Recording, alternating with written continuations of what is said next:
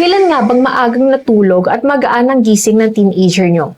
Aminin natin, sa bigat ng schoolwork at never-ending na pag-scroll sa screen, parang luxury na lang ang kumpletong tulog. Kung naghahanap kayo ng pwedeng makatulong sa routine nila bago sila matulog, try nyo tong Wellspring Kids Melatonin Gummies. Naturally produced naman talaga ang melatonin sa katawan natin. Nakakatulong ito para mag-regulate ang sleep cycle natin.